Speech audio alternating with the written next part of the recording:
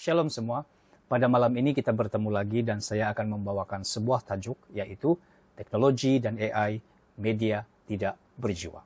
Sebelum kita masuk lebih dalam ke dalam topik kita pada malam ini, saya ingin membawa Anda untuk mengenal terlebih dahulu apakah definisi teknologi. Teknologi merujuk kepada perkembangan proses rekaan manusia untuk memudahkan suatu urusan atau mencapai hasil yang kita inginkan. Sebagai contoh, untuk menjana tenaga elektrik, kita mengetahui masalah kita. Masalah utama kita adalah kita memerlukan elektrik. Jadi, sebagai sebuah langkah problem solving, teknologi digunakan untuk menjana tenaga elektrik. Manusia perlu membina sebuah mekanisme yang mampu mengolah tenaga daripada sumber-sumber yang sudah tersedia ada, seperti fosil, ataupun minyak, ataupun arang batu. Dan proses ini disusun secara sistematik melalui berbagai langkah seperti memotong, mencantumkan, membentuk, hingga menghasilkan komponen-komponen atau alat-alat yang boleh terhasil dan akhirnya kita boleh mengolah tenaga daripada sumber yang sedia ada.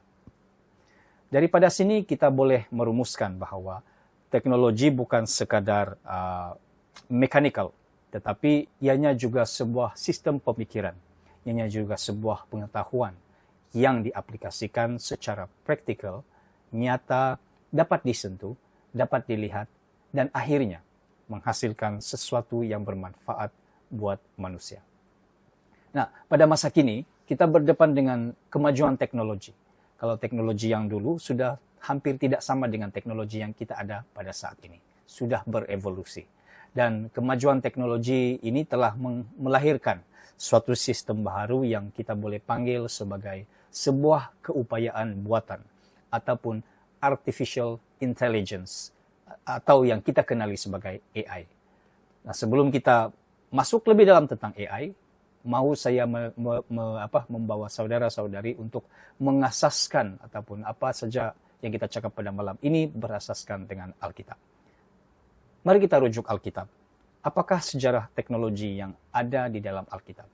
Saya secara pribadi melihat penciptaan manusia itu yang menurut gambar Tuhan di dalam Kejadian 1 ayat 27 itu juga meliputi naluri seorang pencipta ataupun sang pencipta yang Tuhan tanamkan di dalam DNA kita.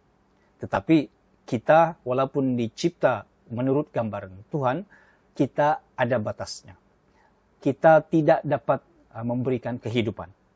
Kita boleh membentuk tanah liat, tetapi kita tidak boleh memerintahkan tanah liat itu untuk bernafas atau memberikan tanah liat itu untuk bernafas dan menjadi makhluk yang hidup.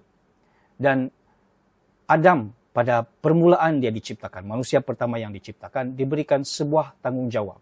Dan tanggung jawab manusia yang pertama itu, yaitu Adam, ialah untuk menjaga Taman Eden. Alkitab tidak memberikan kita perincian bagaimana dia melakukannya. Apakah serupa dengan cara kita sekarang, yaitu tukang kebun yang kita ada sekarang, kita dengan parang, kita dengan cangkul, kita dengan mesin rumput dan sebagainya, kita tidak tahu. Tidak tertulis di dalam Kejadian 2 ayat 15. Tetapi kita diberikan ataupun mungkin Adam diberikan sebuah teknologi yang kita tidak tahu. Kita tidak tahu apa yang Tuhan berikan kepada dia untuk dia menjaga Taman Eden. Atau mungkin sama sekali dia tidak perlu melakukan apa-apa sekalipun untuk menjaga Taman Eden. Jadi naluri kreatif ataupun naluri penciptaan itu ada di dalam DNA kita. Yang kita miliki sekarang adalah terbatas kepada penyelesaian masalah yang kita ada sebagai manusia. Nah, dalam mandat menjaga dan memelihara bumi, di dalam Kejadian 1 ayat 28, teknologi wujud untuk mempermudahkan kehidupan kita. Selepas Adam dan Hawa dihalau dari Taman Eden, manusia terpaksa bekerja keras untuk mengusahakan tanah. Dan itu adalah masalah kita. So our problem solving kita adalah dengan menciptakan hal-hal yang boleh membantu kita hidup ataupun bekerja di atas tanah. Adam belajar tentang tanah dan tanah yang baik untuk tanaman, dan dia mencipta alat-alat yang boleh membantunya. Mungkin saja bermula dengan menciptakan cangkul ataupun seterusnya. Nah, seiring dengan perkembangan manusia pada zaman itu, teknologi pertanian dan alat-alat binaan sudah bermula. Dan Adam dan keluarganya, Kain dan Habil juga sudah mempraktikkan teknologi yang sudah sedia ada untuk pertanian, pemburuan, menjaga binatang, dan sebagainya. Dan selepas itu perkembangan daripada teknologi yang mereka ada adalah ada penciptaan seperti alat musik dan bahan-bahan kerja tangan daripada logam. Dan ini kita boleh baca di Kejadian 4 dan seterusnya. Pastilah ada teknologi baru sesuai dengan mereka berkembang. Teknologi seperti batu bata dan juga pembinaan ada di dalam Kejadian 11. Tapi namun dalam Kejadian 11, ada amaran ataupun ada kita belajar di sana bahwa teknologi juga boleh disalahgunakan. Jadi di dalam Kejadian 11 itu, 11 ayat 4, dia katakan, marilah kita dirikan bagi kita sebuah kota dengan sebuah menara yang puncaknya sampai ke langit. Dan marilah kita mencari nama, supaya kita jangan terserak ataupun terselerak di seluruh bumi. Ini Kejadian 11 ayat 4.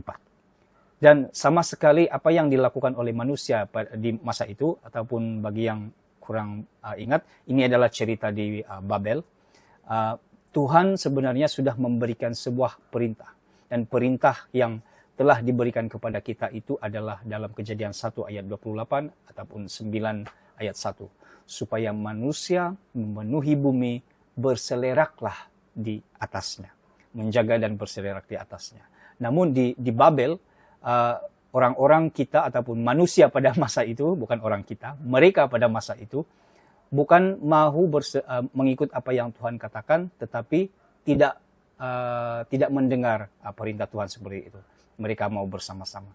Jadi menara Babel yang menjadi simbol kekayaan, kekuatan manusia, kemajuan manusia pada masa itu juga sebenarnya sebuah gambaran bahwa manusia juga ingin mengejar standar bagaimana menjadi Tuhan. Seolah-olah mereka berkata, sekarang kita mampu mencipta dan itu kita berkuasa. Mencipta ini dan itu dan menunjukkan kita ada kuasa dalam segala hal. Dengan itu asas perbincangan kita tentang teknologi dan AI boleh dilandaskan kepada sejarah manusia di dalam Alkitab. Sejarah ini menjadi garis panduan bagi gereja pada zaman modern ini yang kita sedang hidup di dalam kemajuan teknologi dan dalam keupayaan buatan atau kecerdasan buatan yang dibuat oleh manusia. Jadi mari kita lihat apa itu AI. Kita menggunakan AI hampir setiap hari. Dan apa itu AI sebenarnya? Di dalam bahasa Inggrisnya, AI adalah Artificial Intelligence. Di dalam bahasa Melayu ataupun bahasa Malaysia, kita sebutnya sebagai kecerdasan buatan ataupun keupayaan buatan. Dan secara etimologinya, AI bermaksud keupayaan atau kecerdasan buatan manusia untuk membuat keputusan melalui proses membezakan, memilih, dan mempertimbangkan sebelum menghasilkan sebuah keputusan terakhir. Bagaimana AI berfungsi? AI berfungsi dengan mengorek kembali keupayaan-keupayaan yang dia ada, kecerdasan-kecerdasan yang dia ada itu daripada rekod pengetahuan manusia. Rekod-rekod ini dikumpulkan sejak awal perkembangan manusia dan disimpan di dalam sebuah database yang kita panggil sebagai AI model. Dan ianya diberikan program-program untuk bertindak balas terhadap arahan ataupun prompt kita. Sebagai contoh ataupun contoh yang mudah kita faham adalah untuk menjawab 1+1, manusia sudah merekodkan pelbagai kaedah untuk mendapatkan jawaban ini. Dan rekod ini dikumpulkan dan akhirnya menjadi sebuah model database yang bila-bila masa saja kita boleh rujuk kembali dan menghasilkan jawaban 1+1 yaitu 2 daripada pelbagai cara. Dan contoh yang praktikal di dalam penggunaan AI adalah di dalam proses kita gunakan selalunya dalam editing foto. Jadi contoh praktikal itu kita memberikan prompt, remove background. Sama ada kita bertulis atau tidak, ataupun kita klik pada satu button untuk meremove background, AI atau program itu akan mengenal pasti apa itu yang dimaksudkan sebagai background, dan mengenal pasti apa yang dimaksudkan sebagai subjek, dan memadam background yang sedia ada dan memberikan kita sebuah hasil ataupun image yang kita perlukan. Dan cara ini sebenarnya datang daripada pelbagai data ataupun pelbagai rekod yang telah disimpan oleh database ini. Boleh saja daripada YouTube tutorial, boleh saja daripada tutorial teks di dalam website-website dikumpulkan di dalam satu database, dan pada bila-bila masa saja kita boleh menggunakannya. Dengan kata lain, kita hanya memberikan arahan, tetapi teknologi AI ini hasil daripada keupayaan-keupayaan yang sudah terkumpul itu hanya menjalankan proses yang sudah tersedia ada ataupun yang sudah tersimpan. Sama ada ia baik atau buruk, itu terpulang kepada apa data yang lebih banyak. Kalau data yang banyak lebih buruk, maka jawaban yang selalu diberikan adalah tidak tepat dengan apa yang sepatutnya diberikan. Di luar sana ada banyak AI model. Kita ada beberapa AI model yang biasanya based to text, dan daripada teks itu boleh menghasilkan image, video, ataupun audio. Dan saya melihat banyak orang menggunakan AI based on text di Facebook atau di mana saja sekarang, tetapi menggunakannya tanpa was-was ataupun tidak melihat keperluan sama ada mereka memerlukan atau tidak. Mungkin kerana kita terlalu lapar untuk mengkonsumsi media. Sebab itu kita membuat banyak hal yang tidak pun kita gunakan dalam pekerjaan kita sehari-hari ataupun kita gunakannya untuk kebaikan kita bersama, kebaikan sebuah pelayanan.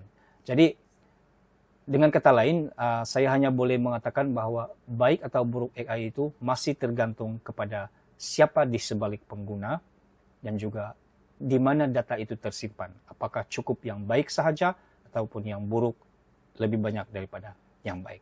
Jadi persoalannya, apakah teknologi AI itu baik?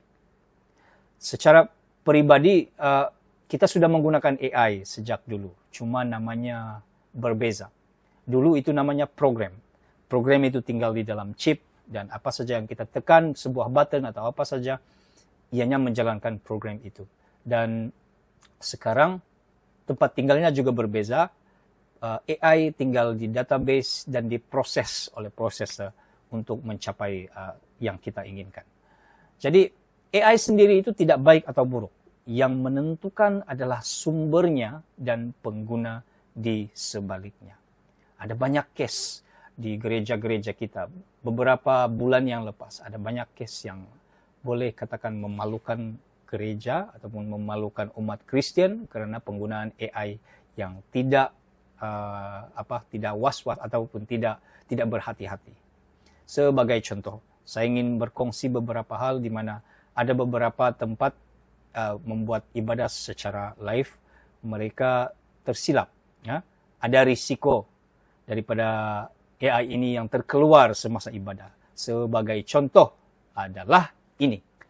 Doa yang dihasilkan oleh ChatGPT, tetapi mereka lupa untuk menyunting. Akhirnya di akhir doa itu berbunyi seperti ini. Bla bla bla bla, you can add or edit this prayer according to your needs.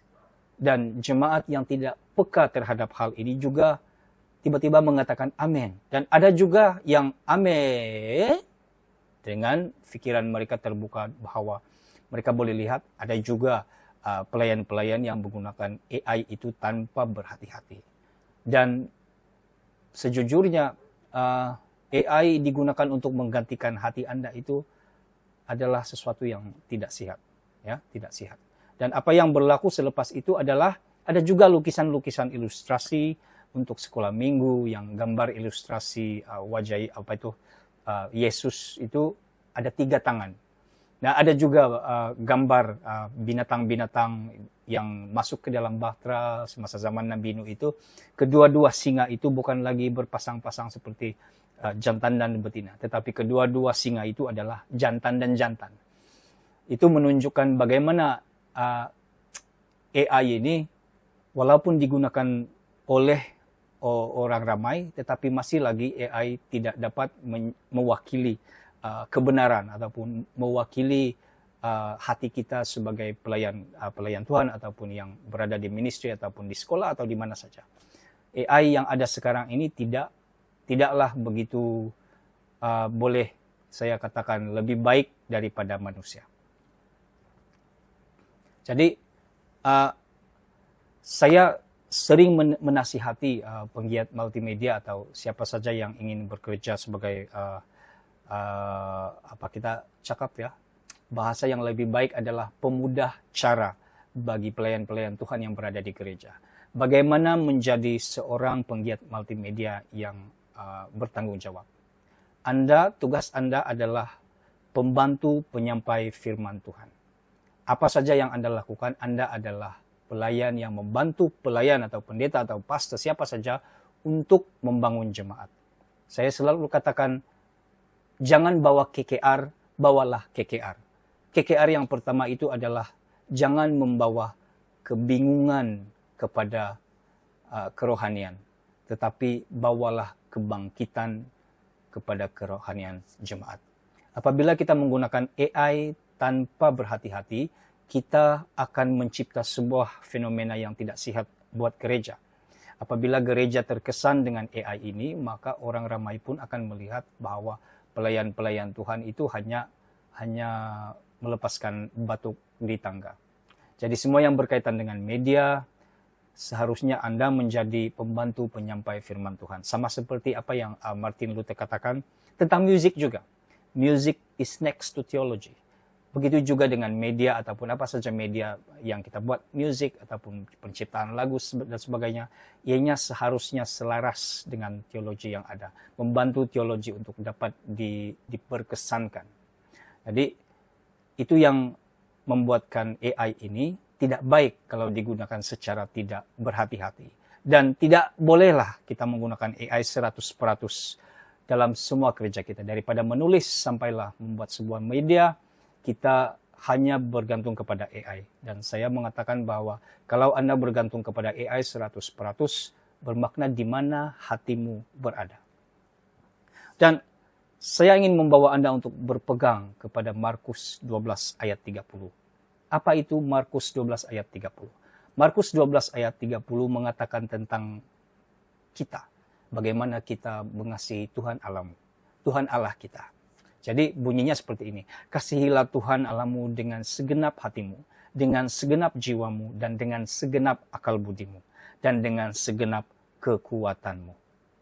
Bagaimana kita mampu mengasihi Tuhan kalau kita bekerja hanya dengan menggunakan AI? Di mana hatimu, di mana kekuatanmu, di mana jiwamu, dan di mana akal budimu? Kalau semua yang kita lakukan hanya bergantung kepada AI. Dan ini harus dibawa dan dihadam baik-baik oleh kita semua. Bahwa AI yang tidak berjiwa itu adalah AI yang, penggunaan AI yang tidak berjiwa itu hanya membawa kita kepada sebuah tempat di mana kita tidak mau lagi berusaha untuk mengasihi Tuhan. Kita tidak mau lagi berusaha untuk melayani Tuhan dengan baik. Ada banyak kegunaan AI sebenarnya. AI ini sangat berguna untuk banyak hal sekali. Ianya boleh digunakan untuk automation, ianya boleh digunakan untuk membantu kita cek kita punya coding, programming, dan sebagainya. Dan saya sendiri menggunakan AI. AI yang saya gunakan adalah sebuah AI yang untuk mengemas kini atau melihat kembali coding-coding yang saya buat itu tersusun rapi atau tidak. Atau mencek mungkin di mana ada kesalahan-kesalahan tertentu, ataupun mungkin juga mencek di mana bug-bug yang boleh saya perbaiki menggunakan program apa dan sebagainya. AI ini berguna sebenarnya karena ianya himpunan daripada pengetahuan seluruh dunia dihimpunkan di satu tempat, diolah di satu tempat. Tetapi itulah yang sering berlaku bahwa apabila kita menggunakan AI, kita tidak diwakili oleh diri kita sendiri, jiwa kita sendiri, dan kekuatan kita sendiri. Nah, di mana AI layak dipakai? AI masih boleh digunakan dengan bijaksana. Contohnya, ianya membantu kamu memilih subjek dalam image. Ia juga membantu kamu buat rotoscoping, terutamanya orang yang buat video. Sekarang Adobe Premiere boleh buat rotoscoping otomatis menggunakan AI tanpa perlu kita membuat node-node kecil seperti zaman dulu, melukis kecil-kecil garisan di sebuah dalam bentuk tubuh ataupun apa saja. Dan kita juga boleh dibantu untuk merapikan layout sebuah storytelling bagi pembuat-pembuat cerita dan sebagainya. Juga boleh digunakan untuk menyemak dokumen. Kita boleh mengupload sebuah dokumen yang asli, kemudian kita mengupload sebuah lagi dokumen supaya boleh mencek apakah dokumen kita itu merujuk kepada rujukan yang betul atau tidak. Sama ada kita boleh rujuk fakta, kemudian tata bahasa, ataupun format sebuah dokumen. Dan kita juga boleh menggunakan, seperti yang saya katakan tadi, dalam menyemak kesalahan programming ataupun coding. Dan ini AI masih layak digunakan.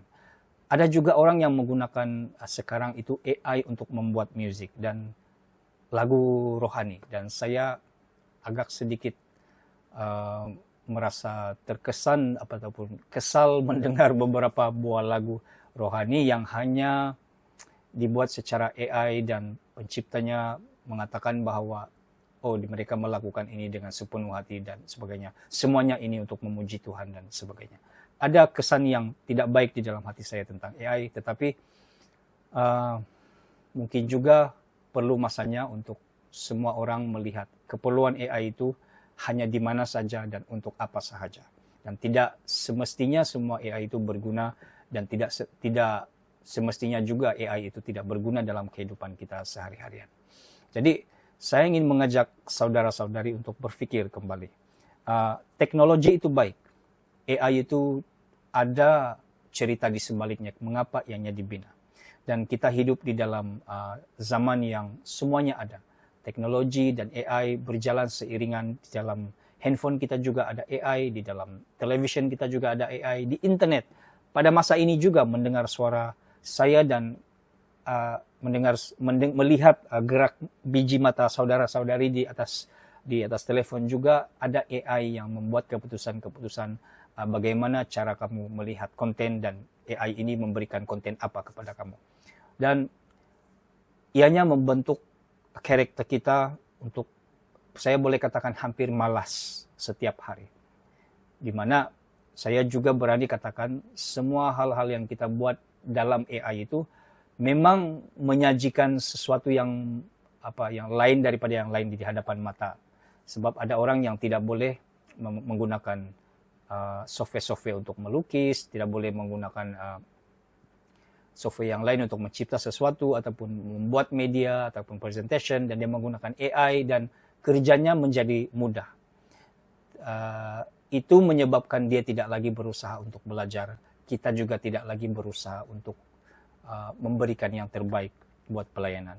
Dan saya melihat ada satu contoh yang ekstrim ya, bagaimana AI itu sebenarnya hampir menyebabkan kita jauh daripada kebenaran, terutamanya di gereja, penggunaan AI di pelayanan Anda di dalam gereja. Contoh ekstrim ini daripada Matius 21 ayat 12 hingga 13, di mana Yesus marah dan menterbalikkan semua meja-meja dan mengatakan bahwa rumahku sepatutnya menjadi rumah doa, bukan rumah untuk para penyamun-penyamun.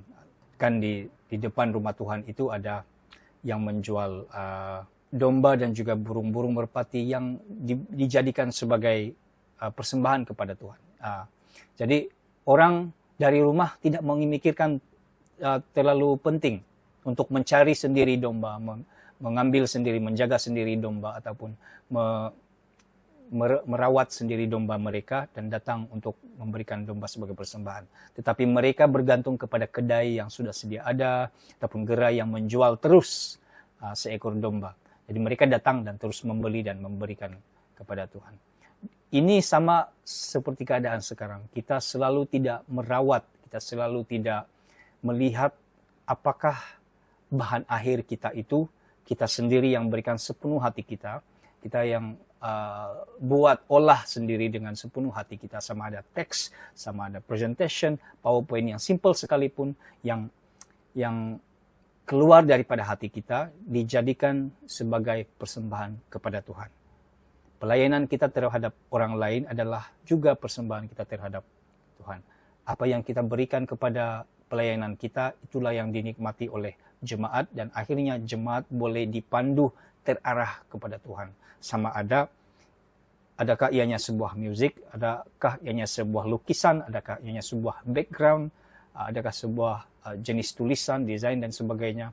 Kalau kita tidak keluar, tidak menghasilkannya daripada hati kita, mungkin saja kita boleh membawa kesesatan kepada orang-orang yang melihat apa kita buat, mendengar apa yang kita buat, dan juga menikmati apa yang kita sajikan kepada mereka setiap hari sebagai pelayan Tuhan. Nah, oleh itu saya membawa saudara-saudari untuk berpikir bahwa teknologi dan AI ini membawa kita kepada media yang tidak berjiwa. Sekiranya kita semua tidak melakukan ini seturut dengan apa keperluan kita yang sebenarnya. Dan saya mau kita semua untuk mengambil satu kesimpulan, bahwa jadilah pelayan dan penyembah yang bijak. Gunakan teknologi dan AI sebagai alat untuk memperkukuhkan cara penyampaian teologi dan pelayanan kita. Bukan sebagai pengganti hati dan akal budi kita di hadapan Tuhan, melainkan sebuah pelayanan yang kita pandang dengan serius. Anda ingin mencipta musik ataupun lagu, berkolaborasilah dengan pemuzik yang ada di tempat pelayanan Anda. Ciptalah lagu yang alkitabiah dan boleh disemak, boleh dicek oleh pendeta, oleh pastor, oleh orang ramai di hadapan Anda, dan mereka mengatakan, ya, ini adalah alkitabiah, datang daripada hati dan untuk memuliakan Tuhan. Ciptalah berdasarkan apa yang ada Anda di sekeliling. AI mungkin boleh membantu, tapi cuma sedikit. Cuma mungkin memberikan inspirasi dan sebagainya. Siapa yang ingin membuat visual yang cantik untuk screen ataupun LED Anda di setiap hari Minggu, buatlah itu untuk tidak hanya menambat hati orang. Stop kalau kamu mau buat untuk menambat hati orang. Cukup, jangan buat lagi. Tapi kalau kamu mau membuatnya karena Anda ingin membantu mereka agar mereka faham secara grafiknya, secara abstraknya, mereka boleh melihat kemuliaan Tuhan, mereka boleh belajar tentang Tuhan, tentang kebenaran, maka silalah belajar melakukan yang baik. Jadi, biarlah mereka faham, karena kebenaran mampu membebaskan. Kepuashatian nafsu mata kita mungkin saja membuatkan orang leka dan hilang fokus utama mereka. Oleh itu, marilah sama-sama kita pegang kepada Markus 12 ayat 30 yang mengatakan, kasihanilah Tuhan Allahmu dengan segenap hatimu, dengan segenap jiwamu, dengan segenap akal bunimu, dan dengan segenap kekuatanmu. AI boleh digunakan, boleh saja digunakan. Tapi awas, AI juga akan menyebabkan media yang kita ciptakan itu tidak berjiwa. Di mana jiwamu? Di mana segenap akal budimu? Dan di mana segenap kekuatanmu saat kamu mencipta sesuatu dan menghasilkan sesuatu untuk pelayanan dan untuk Tuhan. Itu saja daripada saya. Selamat malam dan semoga kita akan terus hidup dengan baik walaupun di tengah-tengah dunia yang haus ataupun yang lapar, yang dahaga akan mengkonsumsi media-media yang cepat. Berhati-hati. Gunakan AI dengan baik, gunakan teknologi dengan baik. Tuhan memberkati semua. Amin.